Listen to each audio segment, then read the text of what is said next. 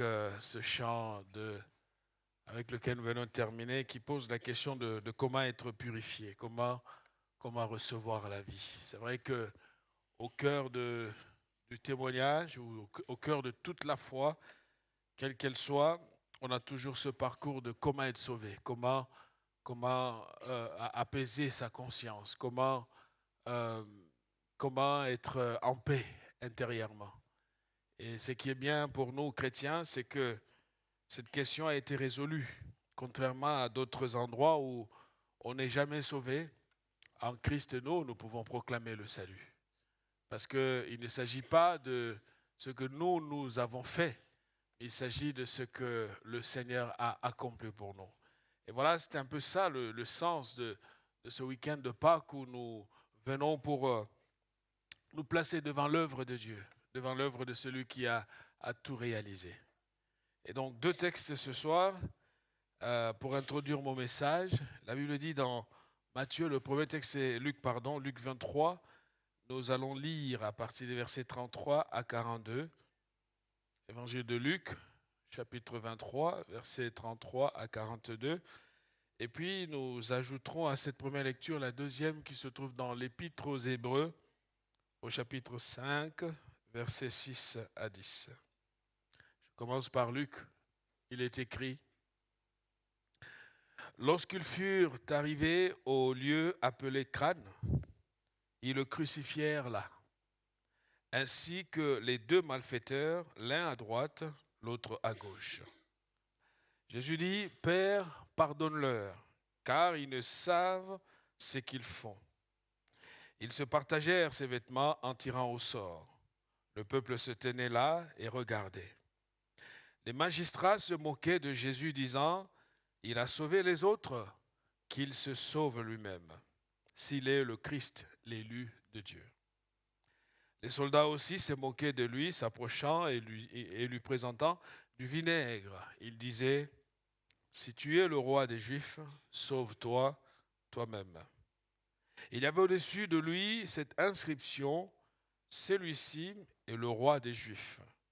L'un des malfaiteurs crucifiés l'injuriait, disant: N'es-tu pas le Christ? Sauve-toi toi-même et sauve-nous.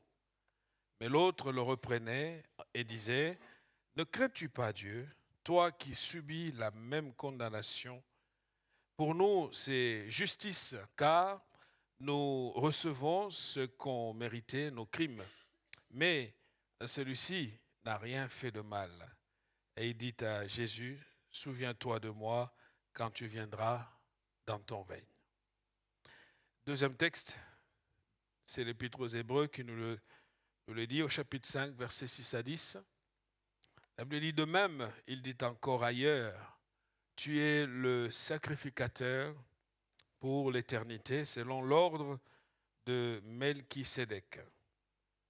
Celui qui, dans les jours de sa chair, offrit à grands cris et avec larmes des prières et des supplications à celui qui pouvait le sauver de la mort, ayant été exaucé à cause de sa piété, il a appris, bien qu'il fût le Fils, l'obéissance par ce qu'il a souffert.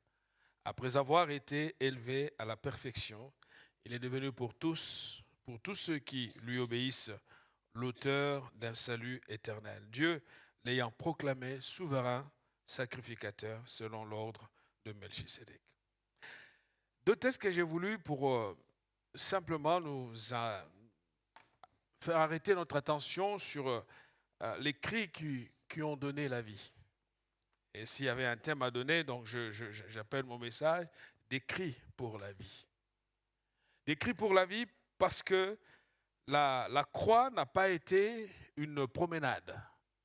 La croix, telle que nous le voyons, en tout cas le sacrifice, quand on parle de la croix, ce n'est pas la croix, mais on parle du sacrifice du Seigneur justement sur cette croix. Ça n'a pas été quelque chose qui était réservé à toute personne. C'était une sanction, une peine qui frappait les coupables, pas des petits délinquants de rue ou des gens qui ont juste volé, mais c'était un sort réservé aux personnes qui faisaient des actes horrible. Et nous avons ici Luc qui nous présente d'abord comment le récit se passe.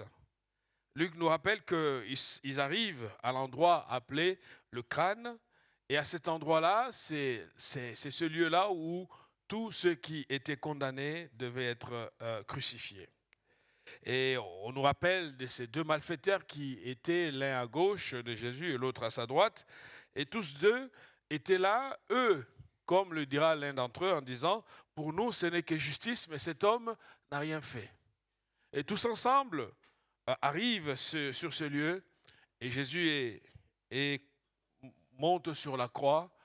En tout cas, on le fait monter sur cette croix, et nous connaissons tout le détail. Il est frappé, il est insulté, il est moqué, il est humilié, malgré son statut de Dieu, de créateur. Il est traité de tous les maux, on peut le voir, la moquerie, que ce soit celle des soldats ou encore des gens qui étaient juste à côté des magistrats qui étaient là, qui pensaient justement avoir le pouvoir sur lui, disaient tous les mots. Mais Jésus est resté silencieux.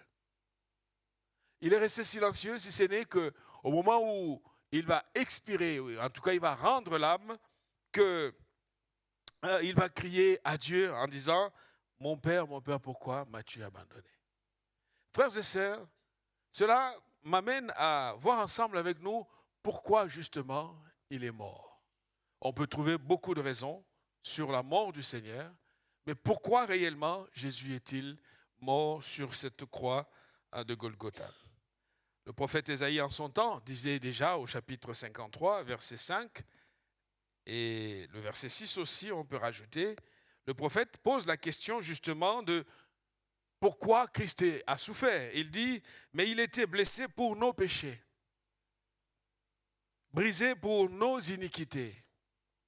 Le châtiment qui nous donne la paix est tombé sur lui. Frères et sœurs, j'aimerais que nous puissions, à chaque fois que nous célébrons Pâques, que ça ne soit pas juste une fête comme toutes les autres fêtes, où nous nous partageons, nous nous donnons du chocolat, et nous entrons dans tous les éléments de marketing moderne, avec tout ce qu'on peut acheter, des cadeaux qu'on peut se faire. Ça n'a aucun rapport avec ce que la Pâque signifie pour nous. Le prophète dit, c'est pour nos péchés, il est blessé pour nos péchés, brisé pour nos iniquités. Le châtiment, en d'autres termes, Jésus a subi, il a été frappé pour que nous puissions avoir la paix. Si aujourd'hui nous sommes assis dans l'église, et si aujourd'hui nous portons fièrement ce titre d'enfant de Dieu, ça n'a pas été gratuit. Ça n'a pas été gratuit, ça a coûté beaucoup à Dieu. Et si aujourd'hui nous sommes capables de prier, de parler en langue ou de chasser les démons, frères et sœurs, ce n'est pas tout le monde qui a cette capacité de le faire. Voilà pourquoi l'apôtre Paul disait aux Corinthiens, pour ceux qui veulent faire le fier, qu'ils le fassent à condition qu'ils connaissent Jésus. Voilà pourquoi il est important pour chacun d'entre nous, et peut-être que quelqu'un dans cet auditoire n'a pas encore eu cette occasion, cette possibilité de faire la paix avec Dieu.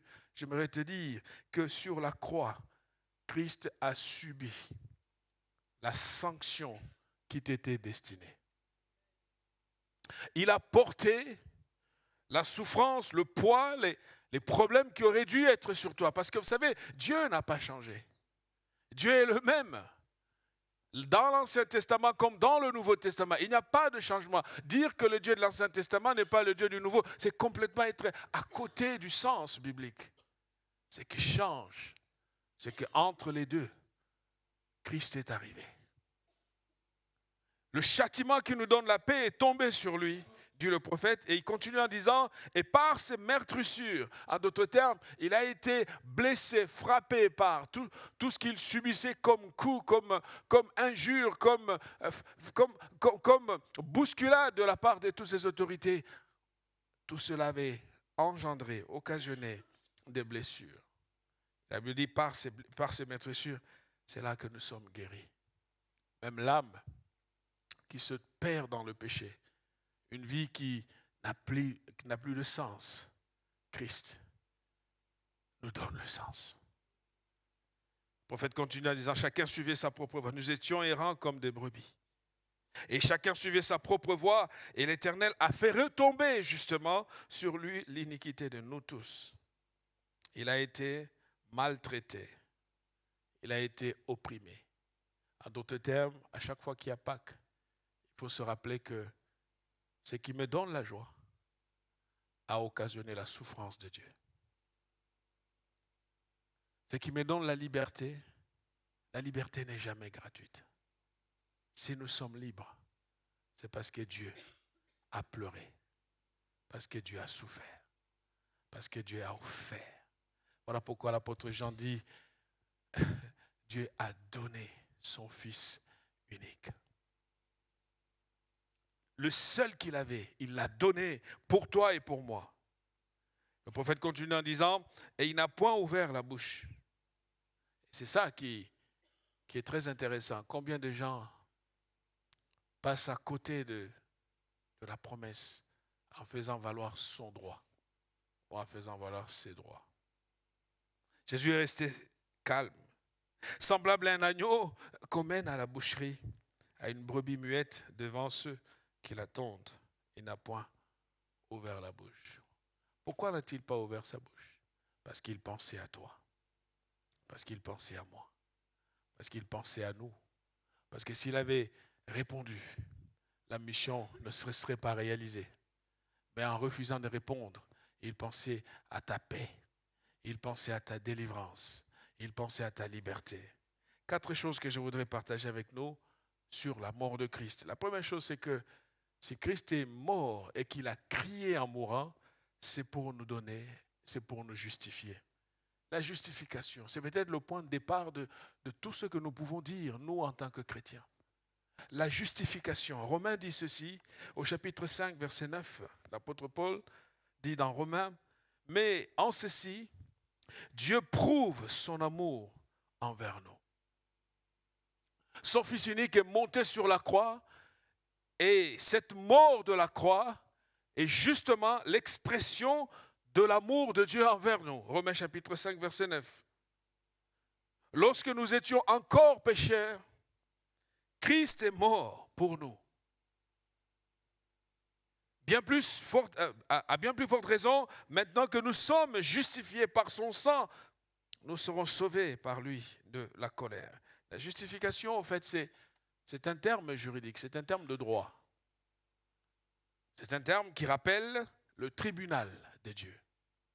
C'est un terme qui rappelle que le coupable doit être puni pour sa faute. Et donc, il n'y a pas de péché qui ne serait sanctionné. La Bible dit que tous ont péché, ils sont privés de la gloire de Dieu. Quand on a péché, le résultat du péché, c'est la sanction, c'est la mort. Mais justement avec Jésus, devant le tribunal de Dieu, par l'offrande de Jésus-Christ, Dieu nous déclare. En fait, c'est une déclaration. C'est comme si vous alliez devant un tribunal et le juger à sa place, en tout cas, sur son trône de juge. Il est assis et on apporte devant le juge un coupable qui vient de transgresser la loi et tout le monde sait que c'est un coupable. Et là, le juge prononce un jugement en disant « acquitté ». Il ne dit pas innocent, il dit acquitté. Pourquoi il le fait? Parce qu'il en a le droit, en tant que juge, de dire son droit. Et pour qu'il y ait acquittement, il y a au fait satisfaction des critères qui permettent au juge de dire celui-ci, je le déclare acquitté, et ou celui-là, je le déclare coupable. Voilà pourquoi, frères et sœurs, à chaque fois que nous célébrons Pâques, comprenons que la Pâque nous donne, le sacrifice de Jésus nous donne ce qu'on appelle la justification. Ce n'est pas une question de mérite, ce n'est pas une question de force personnelle, ce n'est pas une question de bonne moralité, ce n'est pas une question de sortir d'une bonne famille, ce n'est pas une question d'avoir des diplômes qu'il faut, ce n'est pas une question d'avoir des connaissances qu'il faut, il est question de la justice de Dieu. Devant la justice de Dieu, Un seul sacrifice pouvait satisfaire le cœur de Dieu, c'est le sacrifice de Jésus-Christ. Voilà pourquoi, quand nous célébrons Pâques, nos yeux sont tournés vers c'est Dieu qui nous a justifiés. Ah, peut-être que tu es broyé par la culpabilité. Peut-être que tu es poursuivi, hanté par ton problème, ton péché. Laisse-moi te dire que si tu viens à Jésus, tu sentiras les bénéfices, les effets de ce qu'on appelle la justification. En d'autres termes, Dieu va enlever ton problème. Ce n'est pas dit que tu n'as jamais commis de problème. Oui, tu as commis un péché. Oui, le péché est là, mais tu vas recevoir le pardon de Dieu. Et ça, c'est très important. Si Christ n'était pas mort, l'apôtre Paul l'explique toujours dans Romains au chapitre 8, il va dire, pourquoi Dieu a-t-il fait ainsi? C'est parce que pour que Dieu soit juste en justifiant, il fallait que Christ meure. Si Christ n'était pas mort, toute base de justification n'existerait pas. Voilà pourquoi il est important pour nous tous qui sommes assis ici, que notre fierté ne soit pas fondée sur ce que nous connaissons, mais sur le sacrifice de notre roi, de ce roi qui est mort à notre place, parce que son offrande répond justement à ce que Dieu voulait. La déclaration de la justification, c'est une disposition de bienveillance de la part de Dieu, d'un Dieu qui nous aime. Regarde bien ce que nous étions. Regarde bien ce que tu étais. Autrefois, égaré, résistant à Dieu, orgueilleux, très jaloux, méchant, rempli de complexes. À chaque fois que tu voyais quelqu'un faire quelque chose de bien, ça te faisait mal. Mais tout cela, Christ a porté sur lui. Et il te donne justement la capacité de pouvoir t'asseoir dans la maison de Dieu et de te regarder et de dire, Seigneur, je suis à toi. Il y a dans la notion de la justification l'idée de quelque chose que nous n'avons pas mérité. L'apôtre Paul parlant aux Éphésiens disant, cela ne vient pas de vous. Ça ne vient pas de ta famille. Ça ne vient pas de ton éducation. Ça ne vient pas de ta culture. Parce que dans toutes les familles, même les plus instruites, le péché est là. Dans toutes les cultures, même celles qui se sentent ou s'appellent les plus évoluées, le péché est là. Pourquoi? Parce que le péché est attaché au cœur humain. Ce soir, là où tu es, j'aimerais te dire, la seule possibilité pour toi d'avoir la vie et d'avoir les regards tournés vers la vie, c'est de laisser Christ te donner sa justice. En d'autres termes, Dieu, vous savez, Dieu ne nous voit plus comme des individus personnels. La justification est avant toute chose une question de collectivité. Et nous sommes représentés. Soit nous sommes dans Adam, soit nous sommes en Jésus. Et je te demande, et je te donne un conseil, fais le choix d'être en Jésus. Parce que c'est là que Dieu t'accorde ce que le monde ne peut te donner. Deuxième chose, ce soir, c'est que la mort de Christ nous donne le pardon, nous accorde le pardon. Vous savez, le pardon est au cœur de tout. L'apôtre Pierre, parlant dans Actes des Apôtres au chapitre 3, c'était juste à la suite de la Pentecôte. Le Saint-Esprit est descendu, les gens dans la joie, célébrant la puissance de Dieu. Et Pierre parle dans Acte 3, versets 19 et 20, il dit « Repentez-vous donc et convertissez-vous pour que vos péchés soient effacés. » Vous savez, dans le temps ancien, dans l'ancienne alliance, justement, le péché ne pouvait pas être pardonné. Le péché était juste couvert, effacé. On ne pouvait pas l'effacer définitivement. Le pardon que Christ nous donne, justement, nous permet de nous regarder comme des êtres nouveaux, des êtres recréés. Même le criminel qui a fait 10 avortements, le pardon en Jésus est une réalité. En fait, ne reste pas enfermé dans ton passé. Regarde la grâce de Dieu. Viens à Jésus. Jésus t'attend. Jésus te reçoit. Jésus te pardonne. répentez-vous. Mais pour qu'il y ait pardon, il faut qu'il y ait d'abord repentance. Vous savez, la repentance, ce n'est pas juste un sentiment. La repentance, ou en tout cas ce que la Bible appelle par la métanoïa, c'est un changement de mentalité. Un changement de mentalité. Avant, on était dans un rapport de force avec Dieu, dans un rapport de révolte, de rébellion. Et on comprend qu'au fait, Dieu est notre solution. On régularise avec lui. Et pas seulement avec lui, mais aussi avec notre passé, avec notre péché. En d'autres termes, quand on est en Christ et quand on s'est repenti, qu'on entre dans la nouveauté de vie, il y a un changement entre ce que nous étions et ce que nous sommes devenus. Sans cela, frères et sœurs, il n'y a pas de pardon. Le pardon exige qu'il y ait changement de mentalité, qu'il y ait changement de comportement, qu'il y ait changement d'attitude. Parce que sans cela, Dieu n'accorde pas. Et aujourd'hui, on a beaucoup de gens qui peuvent avoir des regrets, qui peuvent... Ah, je regrette. Dieu n'a pas besoin que tu regrettes. Dieu veut que tu te répandes. Dieu veut que tu changes, que tu confesses, que tu arrêtes, que tu entres dans un nouveau rapport avec lui, que tu abandonnes pour lui plaire. Et cela n'est possible que en Jésus. Pourquoi? Parce qu'il est mort justement pour cela. Troisième chose, c'est l'adoption. C'est très important de comprendre la notion de l'adoption, parce que sans l'adoption, nous ne serons pas là où nous sommes assis aujourd'hui. En fait, nous avons été adoptés. Nous ne sommes pas naturellement enfants de Dieu. Je vais me répéter. Nous ne sommes pas naturellement enfants de Dieu. Nous sommes naturellement des rebelles. Et c'est très important le sens d'adoption. Parce que Jean nous dit ceci, nous connaissons ce merveilleux texte de Jean, chapitre 1, verset 12 à 13. Il est dit, mais à tous ceux qui l'ont reçu. Et quand on dit tous, c'est tous. À tous ceux qui l'ont reçu. On n'a pas identifié la race ou la couleur de la peau. Non, à tous ceux qui l'ont reçu.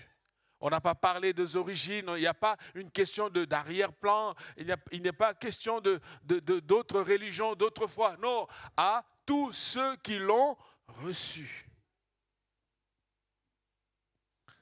Elle, la parole, a donné le pouvoir de devenir, pas de naître, de devenir. On devient. On était déjà là. Et on devient, de devenir enfant de Dieu à ceux qui croient en son nom et qui sont nés, là on parle de la naissance spirituelle maintenant, qui sont nés non du sang. C'est pour ça que je vous parlais que nous sommes adoptés. Non du sang, ni de la volonté de la chair, il n'y a pas eu une décision charnelle, il n'y a pas eu une relation entre un homme et une femme, non. C'est l'Esprit qui nous donne cette nouvelle naissance et nous entrons dans cette nouvelle famille. Ni de la volonté de la chair, ni de la volonté de l'homme, mais de Dieu. Pourquoi? Parce que l'adoption confère un statut. Et c'est très important. Quand vous avez des enfants, qu'ils soient biologiques ou qu'ils soient adoptés, sur le plan du droit, ils partagent les mêmes choses. Voilà pourquoi il est important de comprendre que si Jésus n'était pas mort, jamais, nous aurions reçu ce statut d'enfant de Dieu. C'est sa mort justement qui donne lieu, qui permet qu'il y ait cette adoption et qui nous donne, parce que la notion d'adoption parle de l'héritage. Quand on est adopté, il y a un héritage, il y a des promesses qui s'attachent à cette nouvelle famille. Voilà pourquoi, frères et sœurs, j'ai envie de dire à quiconque ici ce soir que Aie les yeux tournés vers la promesse qui est en Jésus-Christ. Parce que tout ce que ce monde peut te présenter, ce monde peut nous présenter, ça apparaît et ça disparaîtra. Alors que l'héritage qui est en Jésus est le meilleur des héritages qui puissent exister. Ah, le Père a réservé le meilleur pour nous. Romains chapitre 8, verset 15, l'apôtre dit ceci: et vous n'avez pas reçu un esprit de servitude pour être encore dans la crainte, mais vous avez reçu un esprit d'adoption. Vous avez le statut d'enfant, de fils.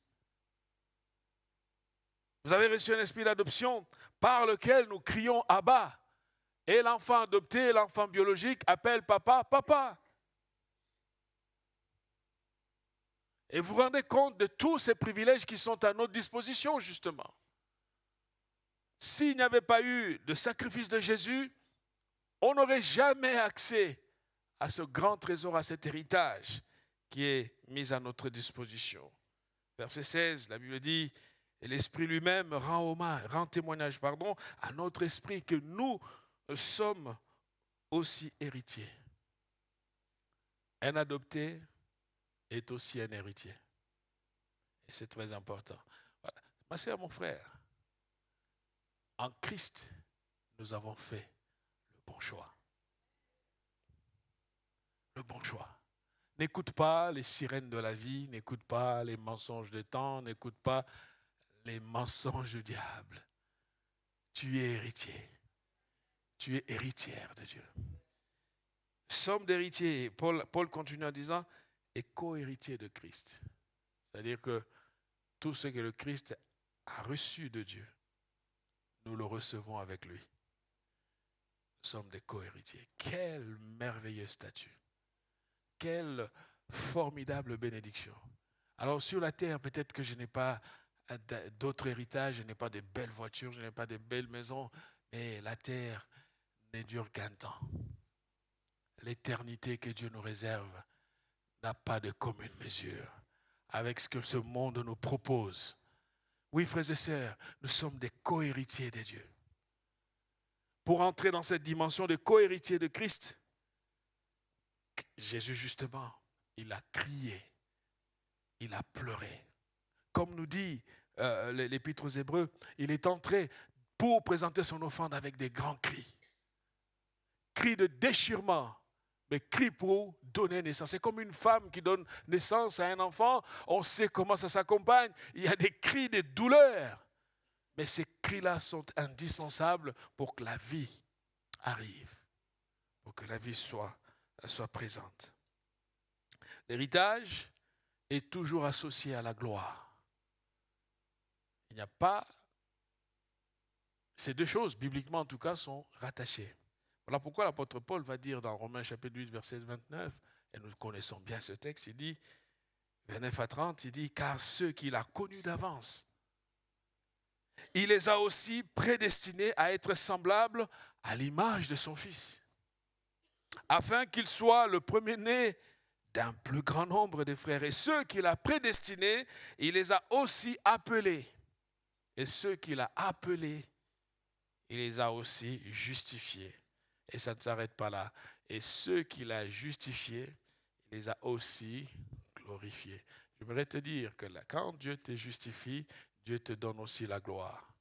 Ah, ces deux choses marchent ensemble. La justification et la glorification marchent ensemble. Ah, ne te regarde pas par rapport à ce que tu vois aujourd'hui. Vois l'avenir qui est glorieux. Vois la gloire de Dieu qui est là dans ta vie. Raison pour laquelle la Bible dit que nous jugerons les anges, pas les bons anges. Hein, les anges déchus qui se sont égarés, nous les jugerons. Quel privilège! Quel privilège! Voilà pourquoi, ce soir, si tu n'as pas encore fait la paix avec Dieu, j'aimerais juste te lancer un appel, te dire: jusqu'à quand? Qu'est-ce que tu attends? Qu'est-ce que tu attends? Alors tu vas me dire, mais tu es jeune. Non. Timothée était jeune. L'apôtre Jean était jeune. La jeunesse n'est pas une raison suffisante pour décliner l'offre de Dieu. La jeunesse est parfois une illusion qui nous fait croire que la vie sera toujours là. Et ce soir, j'aimerais te dire, fais la paix avec Dieu. Quatrième chose, et nous allons prier, la croix nous donne la délivrance. C'est très important. Ce mot est important à le proclamer, la délivrance. La délivrance, c'est l'apôtre Paul qui dit au chapitre 7, versets 24 à 29 de Romains, il dit, malheureux que je suis, malheur à moi, malheureux que je suis, qui me délivrera de ce corps mortel, de ce corps de mort? Grâce soit rendue, il ne trouve pas, il lui-même répond, grâce soit rendue à Dieu par Jésus-Christ notre Seigneur. Ainsi donc, par mon intelligence, je suis esclave de la loi, tandis que par ma chair, je suis esclave de la loi du péché. Et au chapitre 8, verset 1, Paul constata les limites de la chair, l'esclavage que nous avons. Vous savez, il y a des gens, vous les voyez beaux, bien forts, puissants, intelligents, mais quand ils sont seuls, c'est qu'ils commettent, c'est honteux. Dans la présence des autres, on chante, on danse, mais quand on est seul, le diable arrive et se moque de lui. Tu as beaucoup chanté à l'église. Là, il n'y a que toi et moi. Et tu vas voir, quelqu'un va vouloir trouver la force dans des substances illicites ou dans des pratiques des choses qui avilissent. Tu as besoin de délivrance. La mort de Christ est justement l'occasion pour nous de recevoir la délivrance de Dieu. La délivrance est peut-être un mot sur lequel on ne met pas beaucoup d'accent, mais c'est une réalité. Beaucoup de gens sont liés, enchaînés, détruits, malheureux, abîmés, littéralement abîmés, mentalement, physiquement, spirituellement, il n'y a plus rien. Sache que la mort de Jésus à la croix te donne la capacité, le pouvoir de réclamer ta part de délivrance. Paul dit, il n'y a donc plus de condamnation pour ceux qui sont en Christ. On a besoin de se positionner sur ce texte et dire, Seigneur, je refuse toute forme de condamnation dans ma vie. Je veux vivre, je vais expérimenter la liberté, la vraie liberté qui est en Jésus-Christ. Que tu donnes à ceux qui se confient en toi. Aucune malédiction n'a plus de pouvoir sur toi. Et pourtant, il y a encore des vies, quand on les regarde, on peut voir justement qu'il y a un problème. Ce soir, Pâques, c'est aussi un moyen pour toi de traverser de l'autre côté. Parce que Pâques, au fait, c'est la traversée. Sortir, quitter un camp, ça commence avec les enfants d'Israël, ils étaient en Égypte et ils traversent. Tu dois traverser. Tu dois quitter ta condition d'esclavage et entrer dans la condition de libre, de quelqu'un qui est béni en Jésus-Christ. Tu dois quitter la condition de celui qui est soumis, oppressé par les forces des ténèbres et entrer dans la lumière de Jésus. C'est ça, le message de Pâques n'est pas un autre message. C'est juste le message de proclamation de la délivrance qui est en Jésus-Christ. Il n'y a plus de lien capable de te retenir éternellement parce que Christ est là. Jésus est venu pour toi. Il est venu pour ta liberté. Il est venu pour ta délivrance. Paul l'explique en disant, dans Galates chapitre 3, verset 13, Jésus est devenu malédiction. Il est devenu malédiction pour nous. Il est devenu malédiction pour nous. Nous qui sommes peut-être spirituellement chargés. Il y en a qui, tout en venant à l'église, mais ils sont envoûtés. Et on peut voir la souffrance que cela occasionne dans leur vie. La vie, tout va mal. Rien ne fonctionne. Ce soir, j'aimerais juste t'interpeller, te dire, tu peux revendiquer ta part de délivrance. Parce que Pâques, c'est la libération. Les enfants d'Israël étaient captifs en Égypte. Mais quand Pâques est arrivé, ils ont quitté le pouvoir de Pharaon pour entrer dans le royaume de Dieu. Ma soeur, mon frère, jusqu'à quand continueras-tu à être oppressé, détruit, humilié par le diable? Vous savez, chaque chose a un temps. Et peut-être que tu attends de quelqu'un une délivrance. Non.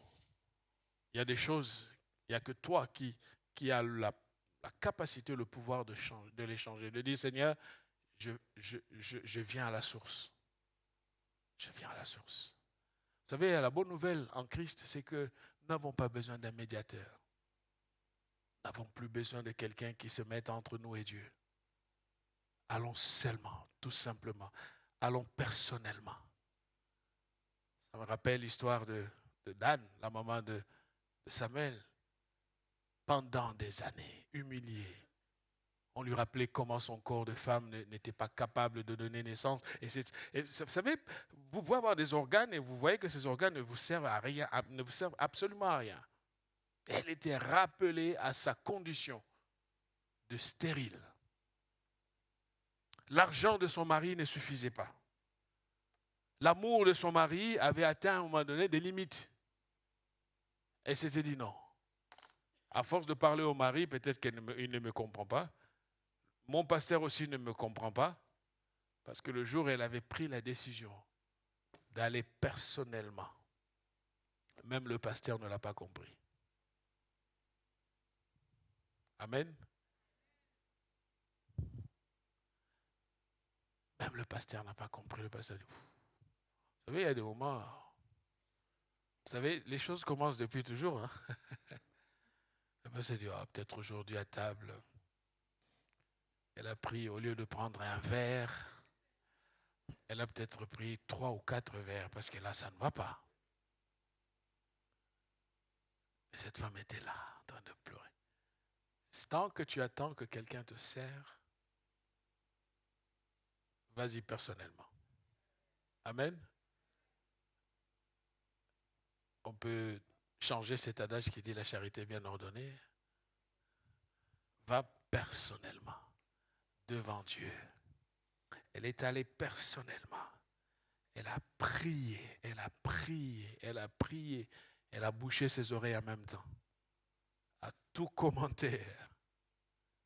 Et quand on l'a interpellée, elle a rappelé que je ne suis pas une femme de mauvaise vie. Ce qui me fait prier, c'est la douleur. Et au fait, c'était ce jour-là que son miracle a eu lieu. Sœur, mon frère, la délivrance est une réalité. Il y a trop de chrétiens qui souffrent, qui ne comprennent pas la portée du sacrifice de Jésus sur la croix. Parce qu'ils ont un Jésus intellectuel. Ils le laissent là dans la tête, ils le rationalisent, alors que ça n'a rien à voir avec le cerveau. Ça a à voir avec la réalité. Ce soir, soit tu te lèves et tu dis à Dieu, moi, je veux ma délivrance. Aujourd'hui, c'est aujourd'hui. Je ne veux plus attendre parce que ma vie, c'est ma vie. Tu verras la main de Dieu. Pourquoi la Bible dit, Christ est devenu malédiction. En montant sur la croix, sur le bois de la croix, il a porté toutes nos malédictions. Donc aujourd'hui, il n'y a plus de droit d'un héritage quelconque de quelqu'un qui agiterait quoi que ce soit quelque part pour te réclamer. Non. En Christ, tous les liens sont brisés. Il ne suffit pas simplement de le dire, mais il faut le démontrer. Il faut que quand tu pries, il faut que quand tu parles à Dieu, tu vois au fait un véritable changement entre les deux. Voilà pourquoi j'aimerais simplement nous inviter à nous lever et ensemble nous allons prier ce soir. Et le groupe revient. La mort de Jésus nous ouvre ses portes.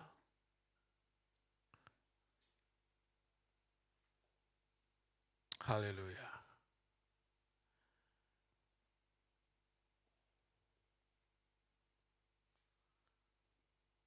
La mort de Christ nous ouvre ses portes de grâce devant Dieu.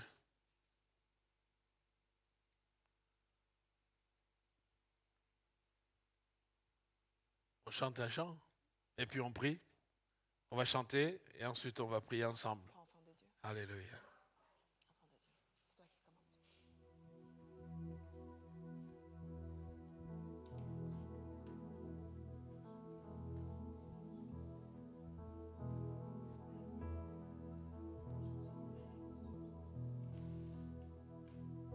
Qui suis-je pour que le roi des cieux m'ouvre ses bras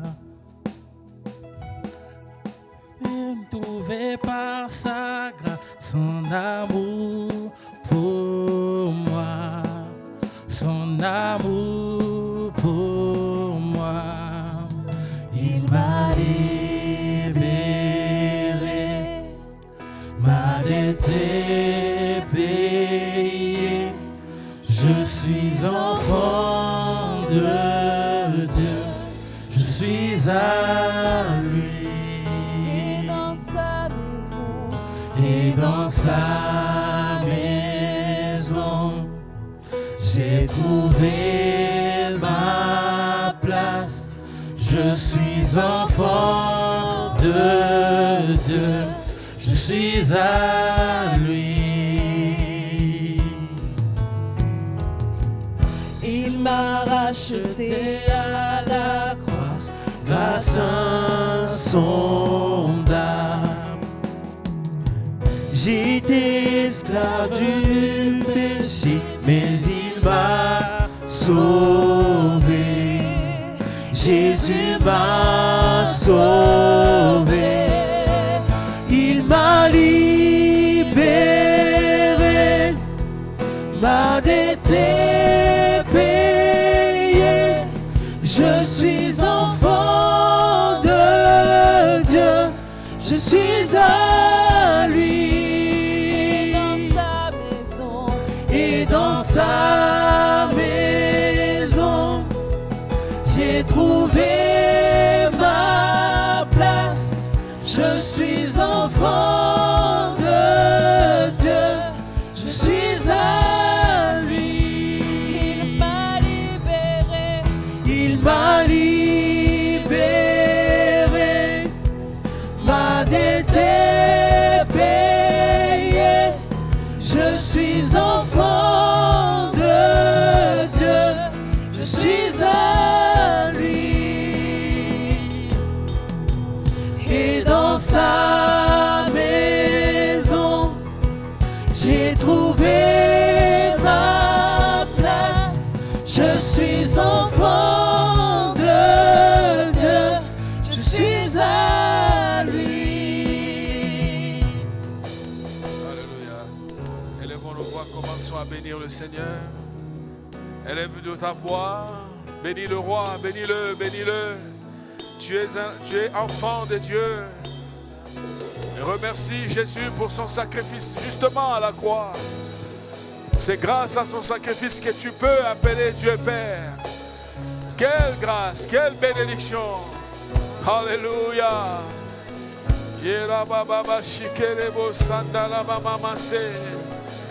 Seigneur, comment ne pas te rendre la louange que tu mérites au roi. Oh Jésus, nous célébrons ton nom. Alléluia. Nous bénissons ton nom, Seigneur. Nous t'élèvons pour ton sacrifice à la croix, Jésus. Alléluia. Oh, sois béni, notre Dieu. Sois élevé, roi fidèle. Je suis enfant de Dieu. Merci, Jésus.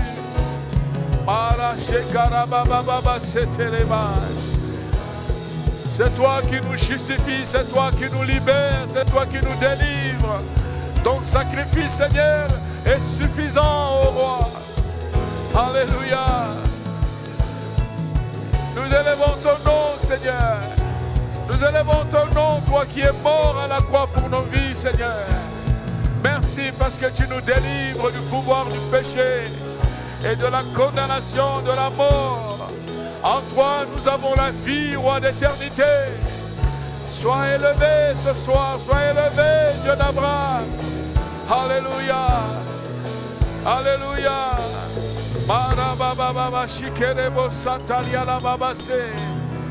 Béni soit ton nom, Adonai, béni soit ton nom, Seigneur.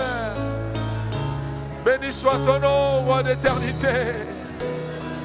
Maria baba shitelebo satala la la basike. Mata kabraya sitelebo sa. Jésus, merci. Alléluia. Alléluia. Je suis enfant de Dieu. Je suis enfant de Dieu. Le péché n'a plus de pouvoir sur moi. La mort n'a plus de pouvoir sur moi. Christ est vivant. Christ est vivant. Il est mort, il est ressuscité. Pour nous libérer de l'oppression, pour nous libérer de la maladie, pour nous libérer de toute condamnation. Loué soit ton nom, Seigneur. Alléluia. Alléluia. Loué soit ton nom, notre roi. Nous te célébrons, nous te magnifions, Seigneur. Marasata la bashinde le bosa. Ike brayanda la baba cité. Marababa baba baba shikere le bosande le baha. Alléluia, alléluia, alléluia. Alléluia. Merci Jésus, merci Jésus. Merci notre roi. Masate kariara boshete manasi. Kabraya dele baba baba sante. Alléluia. Alléluia. Shalaba santayama.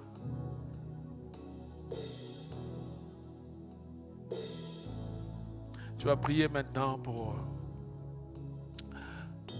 la délivrance. Je ne sais pas de quoi. Si tout va bien pour toi, ne prie pas. Mais peut-être tu as quelqu'un que tu as laissé à la maison qui est enchaîné, qui est bloqué.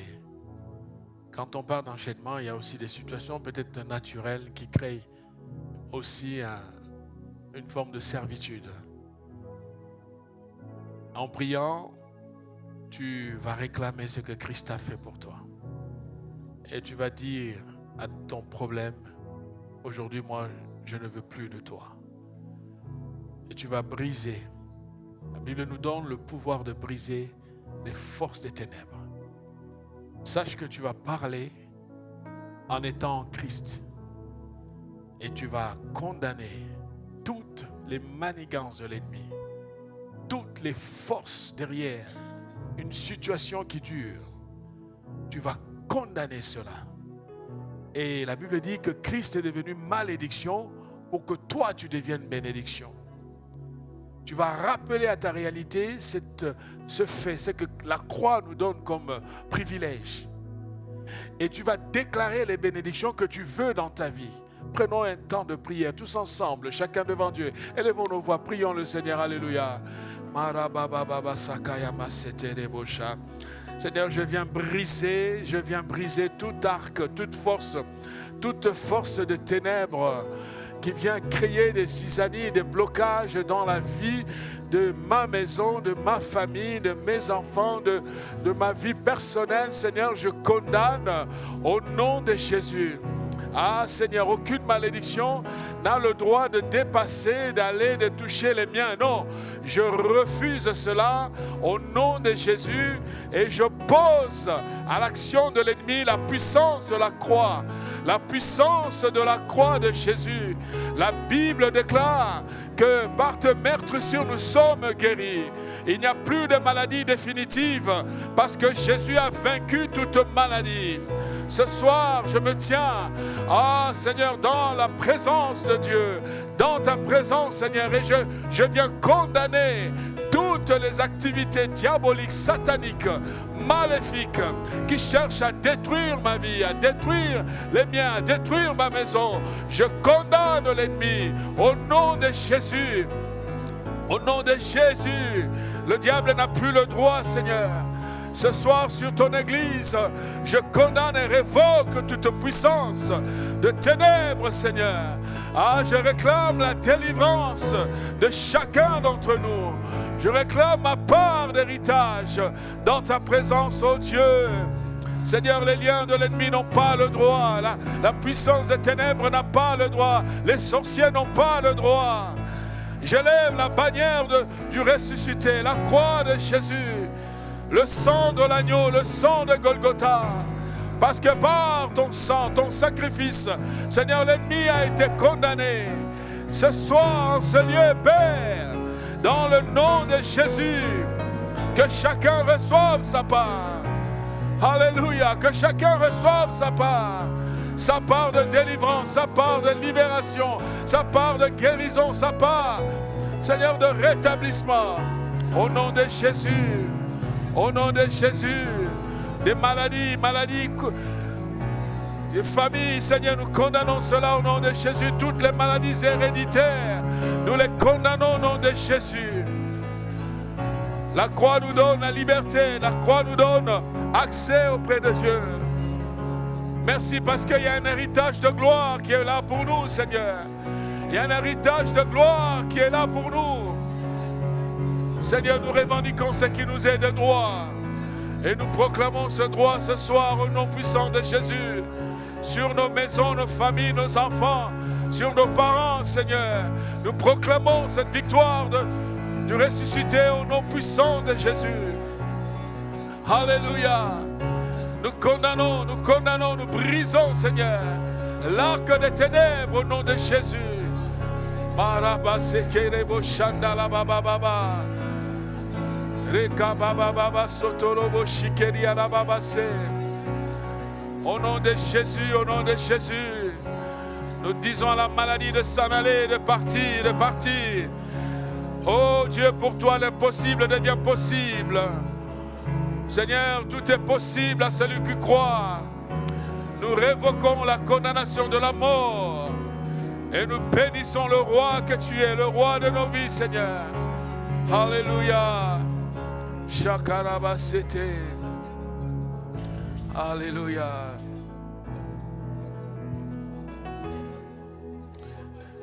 Nous allons, tu vas, Alléluia. Shandarabasota.